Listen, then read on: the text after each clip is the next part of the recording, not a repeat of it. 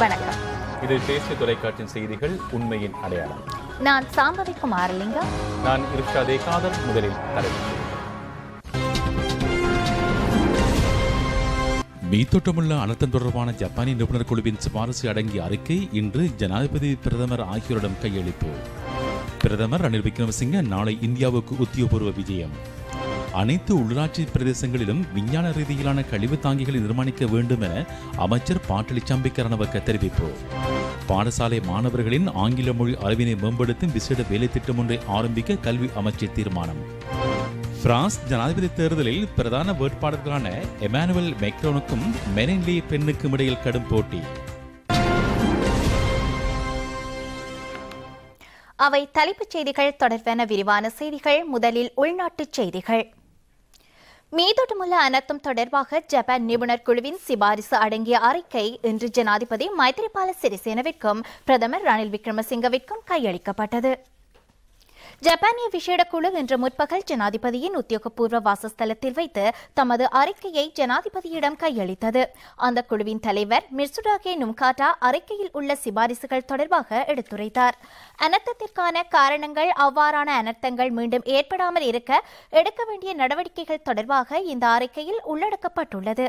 குறுகிய கால நடவடிக்கையாக குப்பை மேட்டின் அடிப்பகுதியை பலப்படுத்துதல், பொலித்தீன்களால் அதனை மூடல் மற்றும் மழைக்காலத்திற்கு முன்பாக மலை போன்ற வடிவத்தில் அதனை உருவாக்க வேண்டும் என்றும் தெரிவிக்கப்பட்டுள்ளது.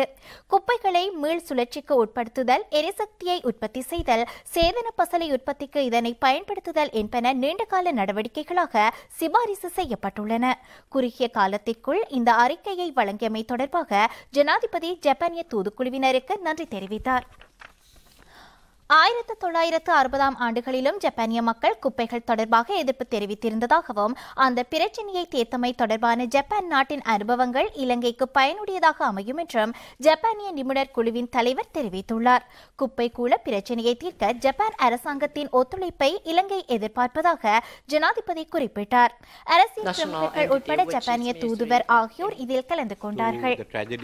ஜப்பானிய நிபுணர் குழு இன்று பிரதமர் ரணில் விக்ரமசிங்கவை அலரி மாளிகையில் சந்தித்தது.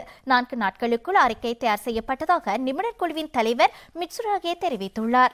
அனர்த்த நிலைமைகளின் போது இலங்கை அரசாங்கம் எடுத்திருக்கும் பதில் நடவடிக்கைகள் பாராட்டத்தக்கவை என்றும் அந்த அனைத்து பணிகளும் சிறந்த ஒழுங்கமைப்பிற்கு அமைய மேற்கொள்ளப்பட்டதாகவும் அவர் குறிப்பிட்டார்.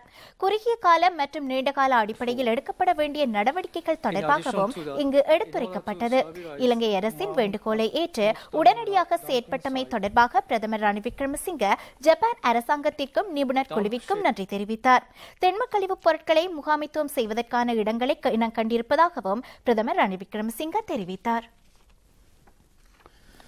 பிரதம மந்திரி ரணில் விக்ரமசிங்கே இந்தியாவுக்கான உத்தியோகபூர்வ விஜயத்தை மேற்கொண்டு நாளை இலங்கையிலிருந்து புறப்பட்டு செல்ல உள்ளார். இந்த விஜயத்தின் போது பிரதமர் ரணில் விக்ரமசிங்க இந்திய பிரதமர் ஸ்ரீ நரேந்திர மோடியை சந்தித்து பேச்சுவார்த்தைகளை நடத்த இருப்பதுடன் சிரேஷ்ட அமைச்சர்கள் மற்றும் இந்திய தேசிய காங்கிரசின் தலைவி திருமதி சோனியா காந்தி ஆகியோரையும் சந்திக்க உள்ளார். பேராசிரியர் திருமதி மைத்திரி விக்ரமசிங்கே, அமைச்சர்களான அனுர பிரியதர்சன யாப்பா, மலிக் சமர விக்ரம, பிரதமரின் செயலாளர் சமன் ஏகநாயக்க, மேலதிக செயலாளர் சமன் அதாவுத ஹெட்டி ஆகியோரும் இந்த விஜயத்தில் பங்கேற்கின்றனர். விசேட உதவியாளர் திருமதி சண்ட்ரா பெரேராவும் இந்த விஜயத்தில் பங்கேற்கின்றார். ஊடகத்துறை அமைச்சின் கீழுள்ள நிறுவனங்களின் குப்பைகளை மீள் சுழற்சிக்கு உட்படுத்துவதற்கான வேலை திட்டத்தை ஆரம்பிக்க திட்டமிடப்பட்டுள்ளது.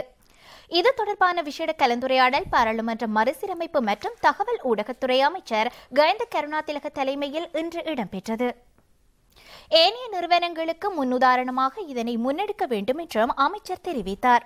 குப்பை குவிவதை தடுத்தல், அப்புறப்படுத்தும் பொருட்களை மீள பயன்படுத்தல், அலுவலக சூழலில் குப்பைகளை சிறந்த முறையில் அப்புறப்படுத்துதல், சூழலிற்கு இயல்பான முறையில் இவற்றை மேற்கொள்ளல் போன்ற வேலை திட்டங்கள் நடைமுறைக்கு வரவுள்ளன. குப்பை கூலங்கள் தொடர்பாக மக்கள் மத்தியில் சிந்தனை மாற்றம் ஏற்பட வேண்டும் என்றும் அமைச்சர் குறிப்பிட்டுள்ளார். பாராளுமன்ற மறுசீரமைப்பு மற்றும் தகவல் ஊடகத்துறை அமைச்சர் கயந்த கருணாதிலக தொடர்ந்து கருத்து வெளியிடுகையில் எமது அமைச்சின் கீழுள்ள நிறுவனங்களில் நாளாந்தம் சேரும் குப்பைகளை மீள் சுழற்சிக்கு உட்படுத்தும் வேலை திட்டத்தை நாங்கள் ஆரம்பிக்க உள்ளோம். ஏனைய நிறுவனங்களுக்கு முன்மாதிரியாக இது செயற்படுத்தப்படும். இந்த குப்பைகளை கொழும்பிலோ அல்லது வேறு இடத்திலோ வைத்து தரம் பிரிக்க முடியாது.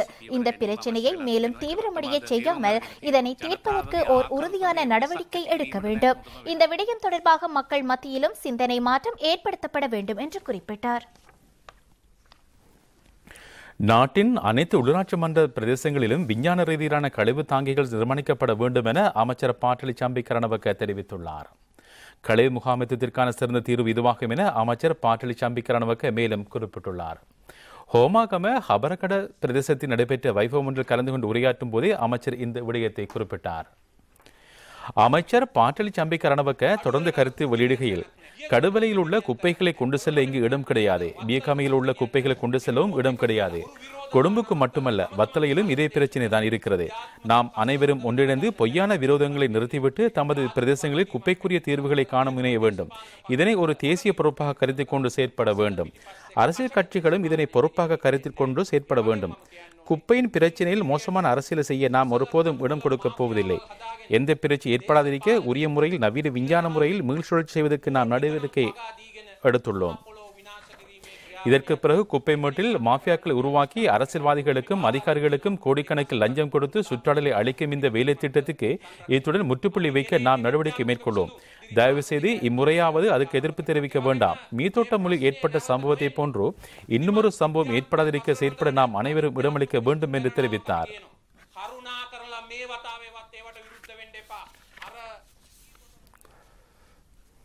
பாடசாலை மாணவர்களின் ஆங்கில மொழி அறிவினை மேம்படுத்தும் விசேட வேலை திட்டம் ஒன்றை ஆரம்பிக்க கல்வி அமைச்சர் அகில விராஜ் காரியவசம் தீர்மானித்துள்ளார். அரசாங்க பாடசாலைகளில் ஆங்கில மொழி தொடர்பான பாடப்புத்தகங்கள் 3ஆம் தரத்திற்கு மேலாக உள்ள மாணவர்களை இலக்காக கொண்டே தயாரிக்கப்பட்டுள்ளன. தரம் 1 மற்றும் தரம் 2 என்பவற்றுக்காக ஆங்கில மொழி பாடப்புத்தகங்களை அறிமுகப்படுத்துமாறு அமைச்சர் ஆலோசனை வழங்கியுள்ளார். அறிவினை அடிப்படையாக கொண்ட பொருளாதாரத்தை நோக்கி செல்லும் போது ஆங்கில அறிவு இன்றியமையாத ஒன்றாகும்.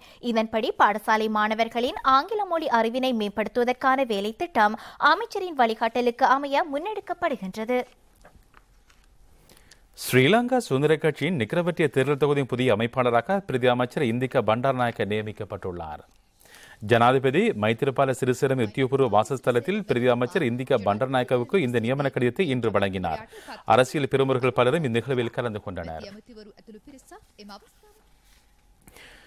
நாட்டை முன்னேற்ற வேண்டுமாயின் அனைத்து இந்த மக்களும் இணைந்து இளைஞர் என்ற அடிப்படையில் முன் செல்ல வேண்டும் என சுகாதார அமைச்சர் ராஜித சேனாரத்ன தெரிவித்துள்ளார்.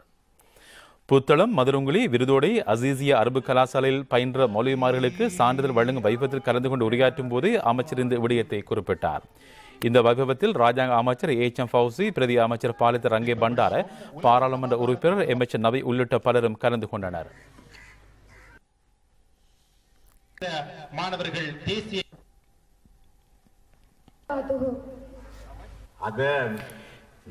இந்த வைபவத்தில் அமைச்சர் ராஜ சேனாரத்ன உரையாற்றுகையில், இலங்கையை முன்கொண்டு செல்ல வேண்டுமாயின் நாம் அனைத்து இனத்தவர்களும் ஒன்றிணைந்து சமமான உரிமைகளை பெற்று இளைஞர் என்ற அடிப்படையில் நாட்டை முன்கொண்டு செல்ல வேண்டும்.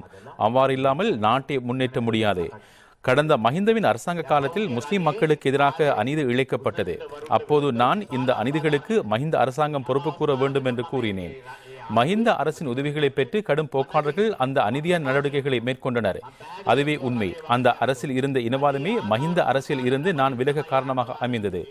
மஹிந்தவின் அரசாங்கத்தை கவிழ்க்க முடியும் என எவரும் நினைக்கவில்லை. எனினும் அந்த அரசாங்கத்தை மாற்றும் தேவை எனக்கு இருந்தது. இன்று அரசாங்கத்தின் கீழ் எந்த ஒரு இனத்திற்கு எதிராகவோ ஏதேனும் செயற்பாடு இருந்தால் முன்னர் மேற்கொண்ட செயற்பாட்டே இந்த அரசாங்கத்தின் கீழ் நான் மேற்கொள்வேன். வில்பத்து பிரச்சினை வந்தவேளை அதனை முஸ்லிம் பிரச்சினையாக பார்க்க வேண்டாம் என்று கூறினேன். வடக்கில் இருந்து வெளியேற்றப்பட்ட சிங்கள மக்கள், முஸ்லிம் மக்கள் ஆகியோருக்கு வடக்கில் மீள்குடியமர முழுமையான சந்தர்ப்பத்தை வழங்குவோம். முஸ்லிம் மக்கள் விரும்பிய இடங்களிலே மீள்குடியமர இடமளிக்கப்பட வேண்டும். அவர்கள் விரும்பி அவர்களது இருப்பிடங்களுக்கு செல்லும் போது அதனை இனவாதத்துடன் பார்க்க முடியாது. சட்டத்தை மீற எவருக்கும் இடமளிக்கப்பட மாட்டாது. முன்னாள் ஜனாதிபதி சட்டத்தை மீறிய செயற்பட்டார். நாட்டுக்கு ஒரு சட்டம், அவருக்கு ஒரு சட்டம் காணப்பட்டது. நாம் நமது மதம் கூறும் வழியில் நடந்து நாட்டை பாதுகாக்கும் செயற்பாட்டை மேற்கொள்ள வேண்டும் என்று தெரிவித்தார். கொடகலை தமிழ் மகா வித்தியாலயம் மற்றும் ஹட்டன் ஹைலைன்ஸ் மாணவர்கள் இன்று ஜனாதிபதி மைத்ரிபால சிறிசேனவை சந்தித்தார்கள். இந்த சந்திப்பு ஜனாதிபதியின் உத்தியோகபூர்வ வாசஸ்தலத்தில் இடம்பெற்றது. கடந்த ஜனவரி 21ஆம் திகதி தலவாக்கலை தேயிலை ஆராய்ச்சி நிலையத்தில் நடைபெற்ற நிகழ்வொன்றில் ஜனாதிபதி கலந்து கொள்ள சென்றபோது அவர் பயணித்த ஹெலிகாப்டர் கொடகலை பிரதேசத்தில் தரையிறக்கப்பட்டது. அந்த சந்தர்ப்பத்தில் அங்கு குழுமிய மாணவர்களுடன் ஜனாதிபதி உரையாடினார். இதன்போது தமது பாடசாலைகளில் நிலவும் குறைபாடுகளை மாணவர்கள் ஜனாதிபதி மைத்ரிபால சிறிசேனவிற்கு எடுத்துரைத்தனர். மாணவர்களின் கோரிக்கைகளை உடனடியாக நிறைவேற்ற ஜனாதிபதி நடவடிக்கை எடுத்தார்.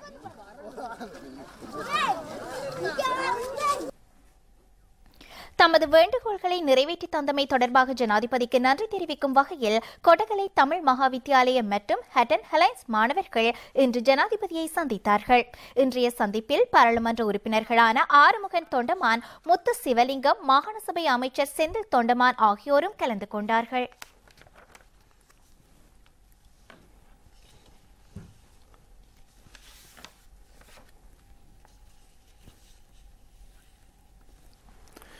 இலங்கை பெட்ரோலிய கூட்டுத்தாபனத்தின் தொழிற்சங்கங்களுக்கும் விடயத்துக்கு பொறுப்பான அமைச்சருக்கு இடையிலான பேச்சுவார்த்தைகள் இன்று இடம்பெற்றுள்ள நிலையில் பிரதமருடனும் மற்றொரு பேச்சுவார்த்தை இடம்பெறுகின்றது. இன்றைய பேச்சுவார்த்தையின் போது பல விடயங்கள் தொடர்பாக கவனம் செலுத்தப்பட்டது. இதேவேளை தேவையான அளவு எரிபொருள் நாடு முழுவதும் விநியோகிக்கப்பட்டுள்ளமையால் எரிபொருளுக்கான தட்டுப்பாடு ஏற்படக்கூடிய வாய்ப்பு இல்லை என இலங்கை பெட்ரோலிய கூட்டுத்தாபனத்தின் பணிப்பாளர் நாயகம் நந்தன் பெர்னாண்டோ தெரிவித்துள்ளார். பெட்ரோலிய கூட்டுத்தாபனத்தின் தொழிற்சங்கம் மேற்கொள்ளும் வேலைநிறுத்த போராட்டம் தொடர்பாக பொதுமக்கள் தமது கருத்துக்களை வெளியிட்டனர். ஒருவர் தனது கருத்தில் நான் கண்டிக்கு செல்ல முடியாத நிலை ஏற்பட்டுள்ளது என்று தெரிவித்தார். மற்றொருவர் தனது கருத்தில் இது அநீதியான ஒரு வேலைநிறுத்த போராட்டம் என்று தெரிவித்தார். மற்றொருவர் தனது கருத்தில் இப்படி செய்தால் நாட்டை எப்படி முன்னேற்றுவது என்று கேள்வி எழுப்பினார். மற்றொருவர் கூறுகையில் இது அநீதியான வேலைநிறுத்த போராட்டம் என்று கூறினார். மற்றொருவர் தனது கருத்தில் நாள் முழுவதும் எரிபொருள் நிரப்பு நிலையத்தில் வாழ்வை செலவிட வேண்டிய நிலை ஏற்பட்டுள்ளது என்று குறிப்பிட்டார். மற்றொருவர் தனது கருத்தில் இதற்கு அதிகாரிகளுடன் பேச்சுவார்த்தை நடத்திய தீர்வுகளை பெற வேண்டும் என்று குறிப்பிட்டார். ஸ்ரீலங்கா சுதந்திர கட்சியின் மத்திய குழு கூட்டம் ஜனாதிபதியின் தலைமையில் நேற்று நடைபெற்றது. மே தினத்தை முன்னிட்டு கூட்டங்கள் மற்றும் ஊர்வலங்கள் தொடர்பாக இங்கு விரிவான முறையில் கலந்துரையாடப்பட்டுள்ளது. கண்டி கேட்டம்பேயில் நடைபெறும் மே தின கூட்டத்திற்காக ஸ்ரீலங்கா சுதந்திர கட்சியின் பெரும் எண்ணிக்கையிலானோர் கலந்து கொள்ளவுள்ளதாக இதன்போது தெரிவிக்கப்பட்டது. ஸ்ரீலங்கா சுதந்திர கட்சியின் இளைஞர் அமைப்பின் தலைவர் சாந்த பண்டார இது குறித்து கருத்து வெளியிட்டார். அவர் தொடர்ந்தும் கருத்து வெளியிடுகையில் விசேட தீர்மானம் ஒன்றை நாம் மேற்கொண்டுள்ளோம். ஸ்ரீலங்கா சுதந்திர கட்சியின் அனைத்து உறுப்பினர்களுக்கும் அழைப்பு விடுத்துள்ளோம். அதேபோல் கட்சி விடயங்கள் தொடர்பாகவும் நாம் பேச்சுவார்த்தை மேற்கொண்டோம். மிக சிறப்பான முறையிலும் பலரின் ஒத்துழைப்புடனும் மே தினத்தை கொண்டாட நாம் நடவடிக்கை மேற்கொண்டுள்ளோம். மே 1ஆம் திகதி ஒரு மாற்றத்தை எதிர்பார்க்க முடியும் என்று தெரிவித்தார். மே தினத்தில் கலந்து கொள்ளாத உறுப்பினர்கள் தொடர்பாக மே தினத்திற்கு பிறகு நடைபெறும் கட்சிக்குழு கூட்டத்தில் அவர்கள் தொடர்பாக பேச்சுவார்த்தை நடைபெறும் என்று ஊடகவியலாளர் ஒருவர் எழுப்பிய கேள்வியொன்றிற்கு பதிலளிக்கையில் அவர் இவ்வாறு குறிப்பிட்டார். உத்தேச அரசியல் அமைப்பு தொடர்பாக அரசு அதிகாரிகளுக்கு விளக்கம் அளிக்கும் கூட்டம் ஒன்று யாழ்ப்பாணம் மாவட்ட செயலகத்தில் இடம்பெற்றுள்ளது. அரசியலமைப்பு உருவாக்கம் தொடர்பான குழுவின் ஏற்பாட்டில் இந்த கூட்டம் இடம்பெற்றது. அரசு அதிகாரிகளுக்கும் விளக்கம் அளிப்பதன் ஊடாக உத்தேச அரசியலமைப்பு தொடர்பான தெளிவுகளை மக்கள் மத்தியில் ஏற்படுத்துவதே இந்த கூட்டத்தின் முக்கிய நோக்கமாகும். உத்தேச அரசியல் அமைப்பிற்கான தேவை மற்றும் ஏனைய விடயங்கள் குறித்து இந்த கலந்துரையாடலின் போது விரிவாக விளக்கம் அளிக்கப்பட்டுள்ளது. புதிய அரசியல் அமைப்பில் உள்வாங்கப்பட வேண்டிய விடயங்கள், அரசியல் யாப்பு ஊடான அதிகார பகிர்வின் முக்கியத்துவம், அரசியல் ரீதியான கொள்கைகள் என்பன பற்றி விரிவாக விளக்கம் அளிக்கப்பட்டது. இந்த கூட்டத்தில் அரசியல் அமைப்பு சபையின் உருவாக்கம் தொடர்பான குழுவின் தலைவர் சிரேஷ்ட சட்டத்தரணி லால் விஜயநாயக்க, அதன் ஒருங்கிணைப்பாளர் வின்சென்ட் பத்திராஜ, மாவட்ட மேலதிக அரசாங்க அதிபர் சுகுணரதி தெய்வேந்திர உட்பட பலரும் கலந்து கொண்டனர்.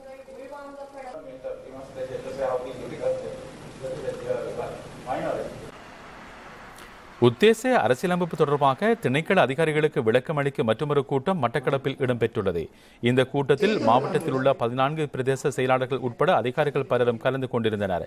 இந்த நிகழ்வு அரசியல் அமைப்பு உருவாக்கம் தொடர்பான குழுவின் வடக்கு மற்றும் கிழக்கு மாகாணங்களின் செயற்திட்ட இணைப்பாளர் எஸ் பத்மநாதன் தலைமையில் இடம்பெற்றது.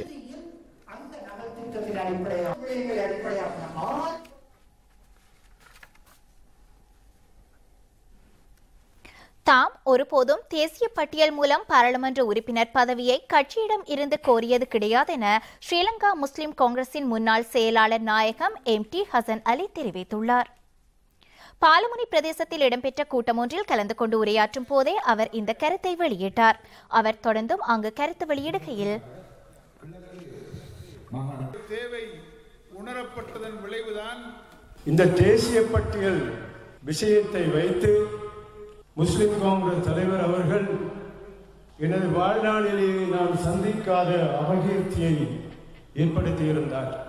உண்மையிலேயே அல்லாஹ் மீது சத்தியமாக சொல்லுகின்றேன், நான் ஒரு நாளும் அவரிடம் தேசிய பட்டியல் கேட்டு நான் அவரை வற்புறுத்தியதே கிடையாது.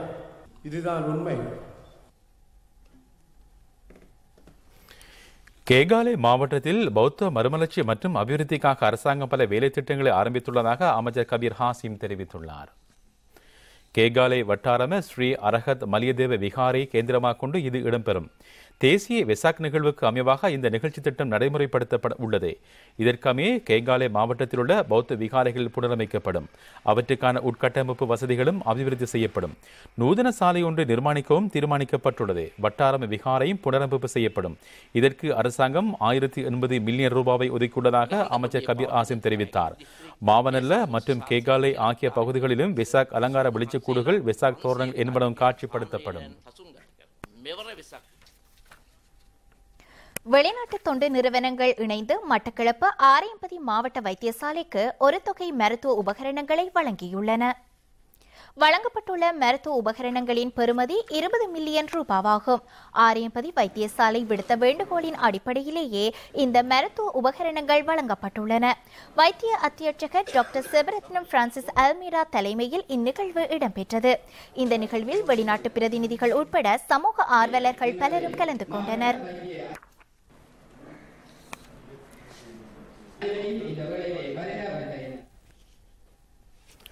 சிறுநீரக நோயாளர்களை இனங்காணும் வகையிலும் அவர்களுக்கு மருத்துவ வசதிகளை ஏற்படுத்திக் கொடுக்கும் முகமாகவும் ஏற்பாடு செய்யப்பட்டிருந்த விசேட மருத்துவ முகாம் ஒன்று இன்று தெஹியத்தகண்டியில் இடம்பெற்றது. தெஹியத்தகண்டி பிரதேச மக்கள் சிறுநீரக நோய் உட்பட ஏனைய நோய்களுக்கு இலக்காகும் அபாயம் காணப்படுவதனால் இந்த மருத்துவ முகாம் ஏற்பாடு செய்யப்பட்டிருந்தது. மக்களுக்கு ஏற்படக்கூடிய நோய்களை ஆரம்பத்தில் இனங்காண்பதன் மூலம் அதனை இலக்குவில் குணப்படுத்த முடியும் என வைத்தியர்கள் கூறுகின்றனர். சுகாதாரத்துறை பிரதி அமைச்சர் ஃபைசல் காசிமின் வழிகாட்டலுக்கு அமைய இந்த மருத்துவ முகாம் ஏற்பாடு செய்யப்பட்டிருந்தது. பெரும் எண்ணிக்கையிலானோர் இன்று வைத்திய முகாமிற்கு வருகை தந்திருந்ததாக எமது பிராந்திய செய்தியாளர் தெரிவித்துள்ளார்.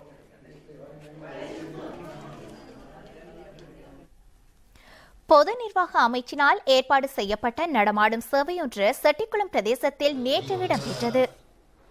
உத்தியோகபூர்வ சேவையே ஜனாதிபதி மக்கள் சேவை எனும் தொனிப்பொருளில் இந்த நடமாடும் சேவை இடம்பெற்றது. அமைச்சர் வஜிர அபேவர்த்தன தலைமையில் இந்த நடமாடும் சேவை நடைபெற்றது. செட்டிக்குளம் பிரதேசத்தில் மக்களின் பிரச்சினைகளை தீர்ப்பது இந்த நடமாடும் சேவையின் முக்கிய நோக்கமாகும். காணி உறுதி பத்திரங்கள், வீடுகளை அமைப்பதற்கான உதவிகள் போன்ற சேவைகள் இந்த நடமாடும் சேவையின் போது பெற்றுக் கொடுக்கப்பட்டன.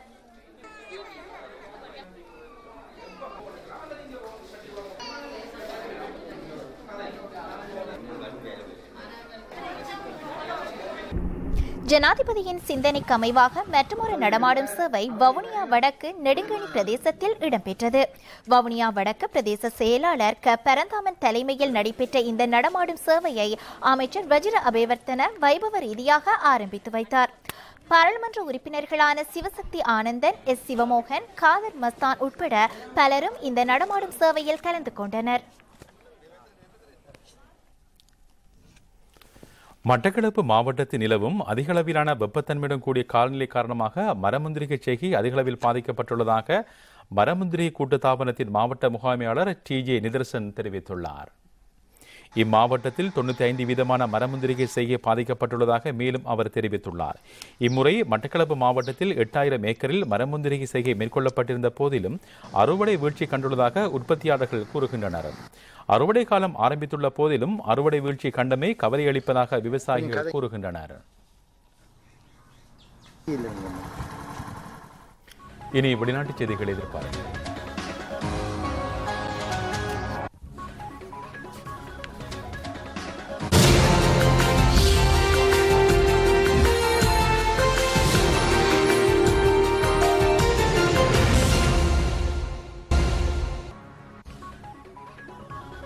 தொடர்கின்றன வெளிநாட்டு செய்திகள். பிரான்ஸ் ஜனாதிபதி தேர்தலில் பிரதான வேட்பாளர்களான இமானுவேல் மேக்ரோனுக்கும் மெரின் லீ பென்னுக்கும் இடையில் கடும் போட்டி இடம்பெற்று வருகின்றது. இதன் அடிப்படையில் எதிர்வரும் மே மாதம் நடைபெறவுள்ள இறுதிச் சுற்று வாக்களிப்பின் போது இந்த இரு வேட்பாளர்கள் மாத்திரம் போட்டியிடக்கூடிய சூழ்நிலை உருவாகியுள்ளது. இமானுவேல் மேக்ரோன் 23.8% வாக்குகளை பெற்றுள்ளார். மற்ற வேட்பாளரான மெரின் லீ பென்னுக்கும் 21.5% வாக்குகள் பெற்றுள்ளார். தற்போது வாக்குகள் எண்ணப்பட்டு பெறுபவர்கள் வெளியிடப்பட்டுள்ளன. இந்த இரண்டு வேட்பாளர்கள் தொடர்பாகவும் முன்னரே சர்வதேச ஊடகங்கள் கருத்து கணிப்புகளை மேற்கொண்டிருந்தமை குறிப்பிடத்தக்கது.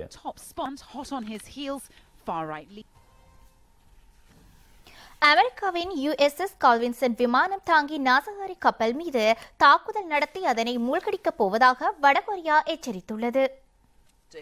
தமது யுத்த பலத்தை எடுத்தியம்புவதற்காக இந்த தாக்குதல் நடத்தப்படும் என வடகொரியா தெரிவித்துள்ளது. அமெரிக்க ஜனாதிபதி டொனால்டு டிரம்பின் உத்தரவிற்கமைய USS கால்வின்சன் உட்பட பல நாசகாரி கப்பல்கள் வடகொரியா தீபகற்பத்திற்கு அனுப்பப்பட்டுள்ளன. வடகொரியா தொடர்ச்சியாக அணு ஆயுத பரிசீலனைகளை முன்னெடுத்ததை அடுத்து அமெரிக்கா இந்த நடவடிக்கையை எடுத்தது. வடகொரியாவின் செயற்பாடுகள் காரணமாக கொரிய தீபகற்பத்தில் யுத்தம் ஒன்று ஏற்படும் அபாயம் தோன்றியுள்ளது. வடகொரியா அணு ஆயுத பரிசீலனையை உடனடியாக நிறுத்த வேண்டும் என பல நாடுகள் தெரிவித்துள்ளன. இனி வெளிநாட்டு செய்திகள் சிலவற்றின் தொகுப்பு.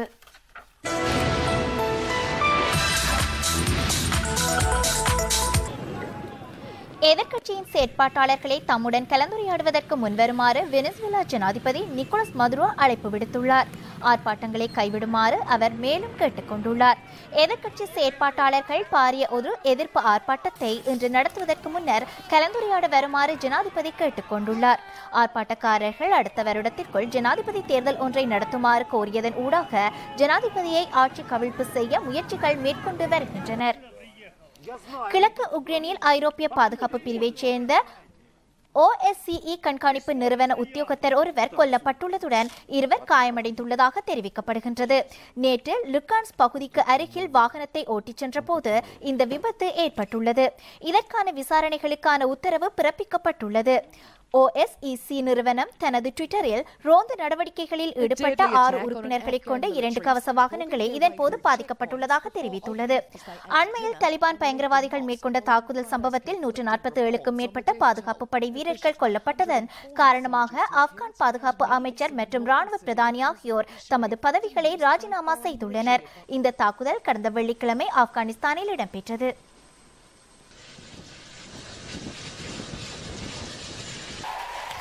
நியூயார்க்கில் கடந்த சனிக்கிழமை இடம்பெற்ற திரைப்பட விழாவில் ஹிலாரி கிளின்டன் பிரசன்னமாகியிருந்தார். கடந்த ஜனாதிபதி தேர்தலில் தோல்வியை தழுவியதன் பின்னர் புகைப்படத்திற்கு முகம் கொடுப்பதில் இருந்து அவர் தவித்து வந்திருந்தார். சட்டவிரோத யானைகளை துன்புறுத்தல் தொடர்பாக ஒரு கலந்துரையாடலில் பங்கு பெற்றுவதற்காகவே அவர் வந்திருந்தார்.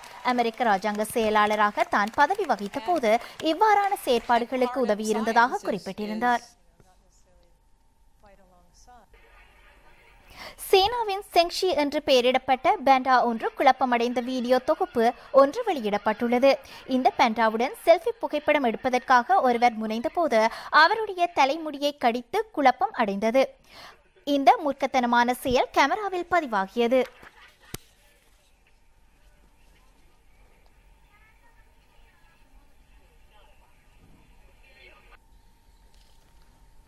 அமெரிக்காவில் 34வது ஸ்கேக்கெட் டியூலிப் விழா மில்லியன் கணக்கான பூக்களால் அலங்கரிக்கப்பட்டுள்ளது.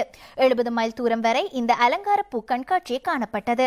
பெரும்பாலான டச்சு ரிலீப் ஐரிஸ் முதலான பூக்களில் இது அலங்கரிக்கப்பட்டிருந்தது. இதனை பார்வையிடுவதற்காக மில்லியன் கணக்கான சுற்றுலா பயணிகள் வருகை தந்திருந்தனர்.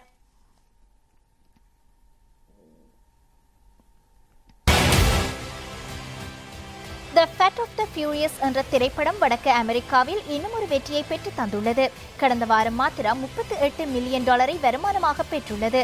இது அமெரிக்காவின் $163 மில்லியன் ஈட்டியுள்ள நிலையில் அதேவேளை உலகளாவிய ரீதியில் முன்னரே $908 மில்லியன் வருமானமாக பெற்றிருந்தமை குறிப்பிடத்தக்கது.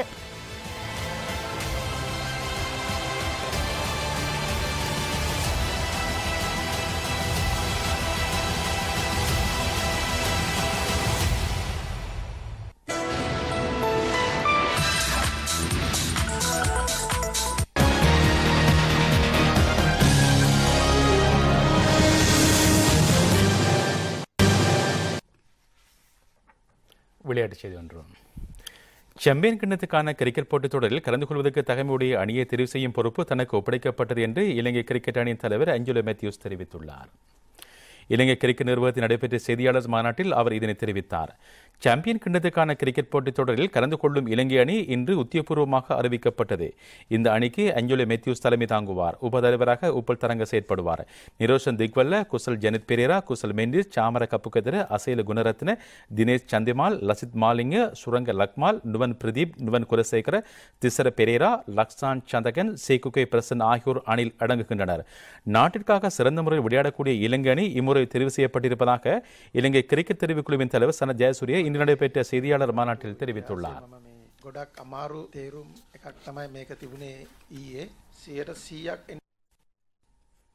செய்திகளின் நிறைவாக சாராம்சம்.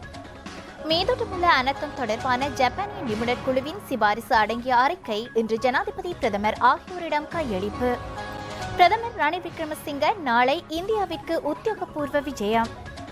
அனைத்து உள்ளூராட்சி பிரதேசங்களிலும் விஞ்ஞான ரீதியிலான கழிவு தாங்கிகளை நிர்மாணிக்க வேண்டும் என அமைச்சர் பாட்டலி சம்பிக்க ரணவக்க தெரிவிப்பு. பாடசாலை மாணவர்களின் ஆங்கில மொழி அறிவினை மேம்படுத்தும் விசேட வேலை திட்டம் ஒன்றை ஆரம்பிக்க கல்வி அமைச்சர் தீர்மானம். பிரான்ஸ் ஜனாதிபதி தேர்தலின் பிரதான வேட்பாளர்களான எமானுவேல் மெக்ரோனுக்கும் மெரின் லீ பென்னுக்கும் இடையில் கடும் போட்டி. இத்துடன் இன்றைய தேசிய தொலைக்காட்சி செய்திகள் முடிவடைகின்றன. நாம் என்றும் உங்களுடன் இணைந்திருந்து உங்கள் விவகாரங்களில் கவனம் செலுத்த காத்திருக்கிறோம் என்பதை மக்களுடன் அறிய தருகிறோம். வணக்கம்.